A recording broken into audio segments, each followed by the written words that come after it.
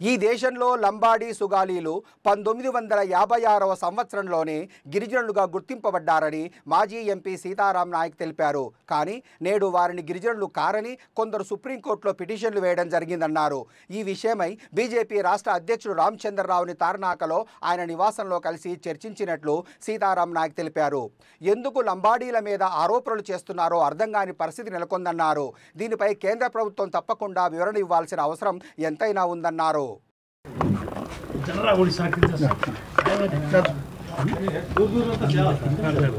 ఒకే వేష భాష భూషణ కలిగినటువంటి 12 కోట్ల బంజారా పేరుతో ఉన్నవాళ్ళు తెలంగాణలో లంబాడీస్ అని, ఆంధ్రాలో సుగాలీస్ అని, ఇంకొక దగ్గర వేరు పేరుతో పిలువబడుతున్నారు.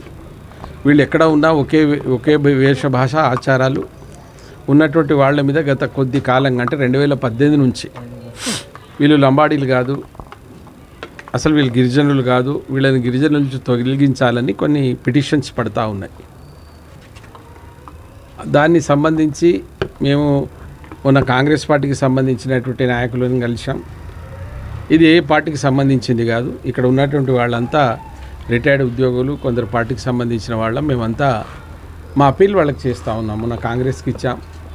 ఇవాళ గౌరవ తెలంగాణ రాష్ట్ర భారతీయ జనతా పార్టీ అధ్యక్షులు రామచంద్రరావు గారిని కలిసి మా నివేదిక ఇచ్చాం. నివేదిక ఏంటిదంటే, ఈ దేశంలో 1956లోనే గిరిజనులుగా గుర్తించబడ్డటువంటి లంబాడి సుగాలీలను ఆంధ్రలో గుర్తించబడితే 1976లో తెలంగాణలో గుర్తించబడ్డారు. వీళ్ళు ఏ కారణాల చేత వీళ్ళను కాదంటున్నారు అనే దాని మీద మా దగ్గర ఉన్న సమాచారాన్ని ఇచ్చాం.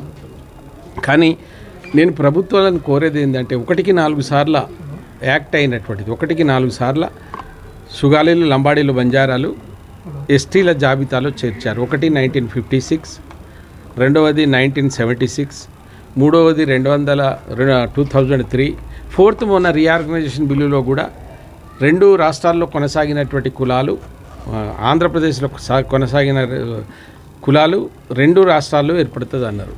డౌట్ ఏందో నాకు అర్థం కావడం లేదు. నేను ఒకటే అడుగుతున్నా ప్రభుత్వాలను, పోయిన ప్రభుత్వాన్ని అడిగినా, ఇప్పుడున్న ఈ ప్రభుత్వాన్ని అడుగుతున్నా, కేంద్ర ప్రభుత్వాన్ని కూడా మేము క్వశ్చన్ చేస్తున్నాం. ఎందుకు మా మీద ఈ వివక్ష వాళ్ళు చూపినప్పుడు వాళ్ళు దొంగలు అంటున్నారు, దొంగదారిలో వచ్చింది అంటున్నారు. క్లారిఫై చేయవలసిన బాధ్యత మీ దగ్గర కదా. మీ దగ్గర గిరిజన సంక్షేమ శాఖ ఉన్నది. ఏం తగలబెట్టి చూడాలనుకుంటున్నారా? పోయినసారి తగలబెట్టింది సరిపోలే, ఆదిలాబాద్లో 2-3 ప్రాణాలు పోయినాయి. ఇప్పుడు అదే పరిస్థితి అనిపిస్తుంది. అదే కాదు, మాలాంటి మాట్లాడితే మమ్మల్ని కూడా టార్గెట్ చేస్తున్నారు. నేను ఒక తెలంగాణ ఉద్యమకారిగా, ఒక ప్రొఫెసర్గానే చెప్తున్నా. పార్టీ తర్వాత నేను రిక్వెస్ట్ చేస్తున్నా మిత్రులను, మీకేమైనా అనుమానాలు ఉండేది ఉంటే, ఇక్కడికి 3 సార్లు కొట్టుడు పోయింది కేసు. అది వీళ్ళు గిరిజనులు కాదని 2018లో 16లో పెట్టిన కేసు, 18లో పెట్టినటువంటి కేసు. ఇక్కడ హైకోర్టు, ఇది మా పరిధి కాదు, సుప్రీంకోర్టు పరిధి కూడా కాదు, ఇది కేవలం పార్లమెంట్లో అన్నారు. మరి పార్లమెంట్ ప్రక్రియ దగ్గర వచ్చాం. ఇది నేను అనేది ఏంటంటే, మా ఇద్దరి మధ్యన డిస్ప్యూట్, మాకేం డిస్ప్యూట్ లేదు, వాళ్ళకి డిస్ప్యూట్ ఉన్నది మేమేదో తినిపోతున్నామని.